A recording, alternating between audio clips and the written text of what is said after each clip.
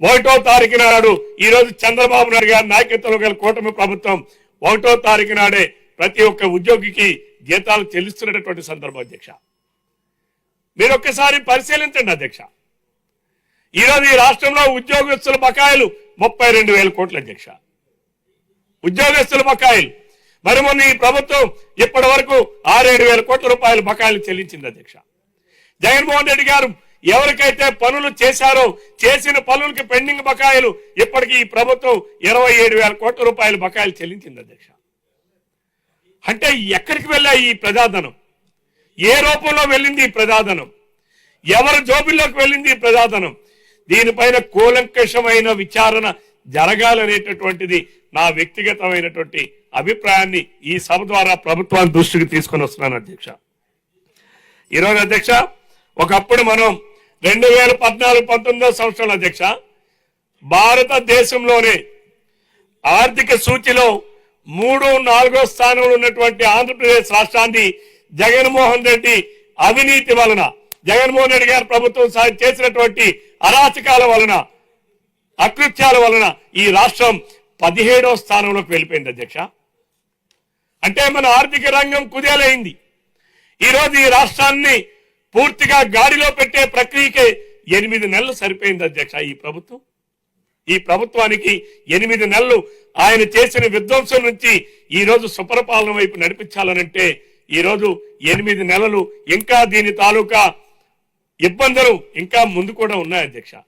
జగన్మోహన్ రెడ్డి గారు చేసినది ఏంటంటే అధ్యక్ష, రెవెన్యూ కార్యాలయాన్ని కూడా తాకట్టు పెట్టి, మీకు కూడా తెలుసు అధ్యక్ష, Neo Fresh Touch Foaming hand wash makes washing up more fun.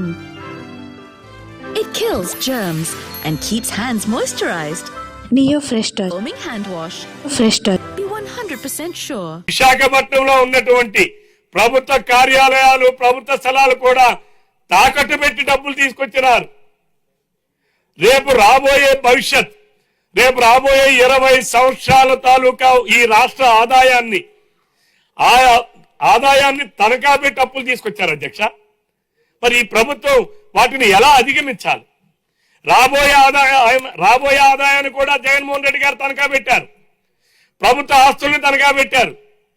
మరి ఈరోజు ఈ ప్రభుత్వం చంద్రబాబు నాయుడు గారికి ఉన్న సమర్థవంతమైన నాయకత్వం, తనకున్నటువంటి అనుభవం, తనకున్నటువంటి అపారమైనటువంటి కఠోరమైనటువంటి శ్రమ వలన ఈరోజు ఈ రాష్ట్రాన్ని గాడిలో పెట్టే ప్రయత్నాలు చేస్తున్నారు అధ్యక్ష. ఈరోజు మనం ఎడ్యుకేషన్ అధ్యక్ష, ఎడ్యుకేషన్ నిర్వీర్యం చేశారు అధ్యక్ష. 117 జీవో తీసుకొచ్చి ఈ రాష్ట్రంలో 12,000 పాఠశాలలను మూసేశారు అధ్యక్ష.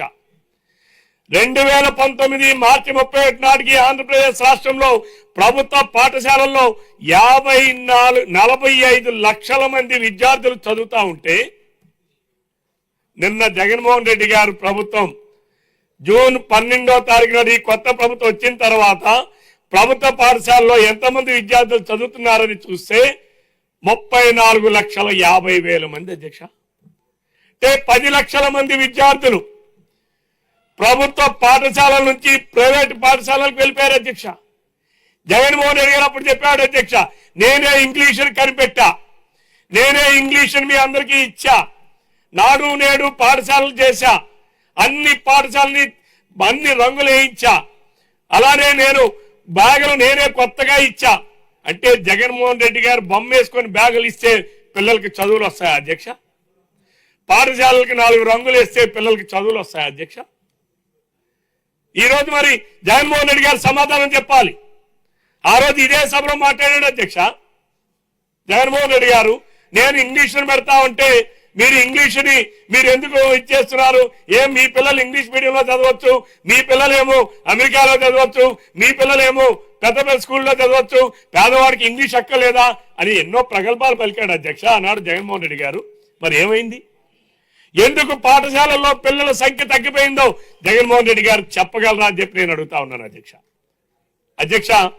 ఈ సభ ద్వారా నేను ప్రభుత్వానికి నా చిన్న సూచన అధ్యక్ష, తెలుగు భాష అధ్యక్ష, తెలుగు భాష అంటే అమ్మ భాష అధ్యక్ష.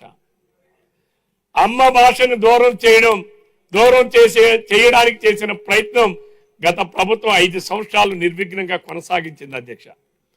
నేను ఈ సభ ద్వారా గౌరవ మంత్రి గారికి, గౌరవ ముఖ్యమంత్రి గారికి నేను మీ ద్వారా సూచన చేస్తున్నాను అధ్యక్ష. నేను నిన్ననో మొన్ననో విన్నాను అధ్యక్ష, ఇంటర్మీడియట్ పాఠశాలల్లో తెలుగుని సెకండ్ లాంగ్వేజ్ కంపల్సరీ లాంగ్వేజ్ గా ఉంచామని అధ్యక్ష. దానిని ఇప్పుడు ఆప్షనల్ సబ్జెక్ట్ గా పెట్టారని చెప్పి నేను వింటున్నాను అధ్యక్ష. ఈ సభ ద్వారా మీకు తెలియజేస్తున్నాను, ప్రభుత్వానికి గౌరవ మంత్రి గారికి దృష్టికి తీసుకొస్తున్నాను అధ్యక్ష. తెలుగుని సెకండ్ లాంగ్వేజ్ కంపల్సరీ లాంగ్వేజ్ గా ఉంచాలి. ఎందుకంటే గ్రామీణ ప్రాంతాల నుంచి చదువుకున్నటువంటి విద్యార్థులు వాళ్ళని ఇమ్మీడియట్ గా ఇంటర్మీడియట్ లో తెలుగు లేకపోతే అధ్యక్ష చాలా ఇబ్బందులు పడతారు అధ్యక్ష. కాబట్టి ఒకసారి దాన్ని పరిశీలించాలని చెప్పి ప్రభుత్వానికి నేను ఇది చేస్తున్నాను అధ్యక్ష. అలానే అధ్యక్ష, జగన్మోహన్ రెడ్డి గారు